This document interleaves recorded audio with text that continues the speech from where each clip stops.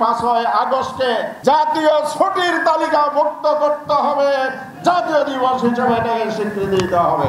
ফ্যাসিবাদ মুক্ত হয়েছে, বিকল্প ফ্যাসিবাদী শক্তির উত্থান আমরা দেখতে পাচ্ছি।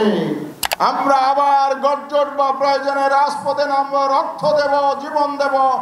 আবার আমরা ফ্যাসিবাদ বিরোধী আন্দোলন মুক্ত করে, আন্দোলন ত্বরান্বিত করে, ষড়যন্ত্রের মোকাবেলা করে স্বাধীন বাংলাদেশে মুক্তভাবে আমরা কথা বলতে পারছি, অধিকার আদায়ের সংগ্রাম করতে পারছি।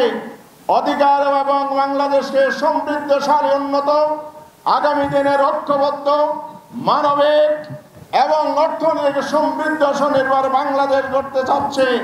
তার জন্য অবশ্যই সেই 5ই আগস্টে জাতীয় ছুটির তালিকাভুক্ত করতে হবে, জাতীয় দিবস হিসেবে এটাকে স্বীকৃতি দিতে হবে। সে আধিপত্যবাদী শক্তি বাংলাদেশকে গ্রাস করতে চায়, এই জন্য ষড়যন্ত্র তারা চালাচ্ছে। 53 বছর যে জাতিকে অসাম্প্রদায়িক বাংলাদেশ আর মৌলবাদের ধোঁয়াতলে বিভক্ত করেছিল, সে বিভক্তির ষড়যন্ত্র আজও চলছে। ফ্যাসিবাদ মুক্ত হয়েছে, বিকল্প ফ্যাসিবাদী শক্তির উত্থান আমরা দেখতে পাচ্ছি। সেই শক্তি আবার বাংলাদেশে বিভাজন তৈরির জন্য পুরনো বয়ান মাঠে নেমে এসেছে। জনগণ প্রত্যাখ্যান করে এই ষড়যন্ত্রের বিরুদ্ধে ঐক্যবদ্ধ হয়ে দাঁড়াবে ইনশাআল্লাহ। তাই আসুন, ষড়যন্ত্র থামে নাই, যুদ্ধ থামে নাই, সংগ্রাম আন্দোলন থামে নাই।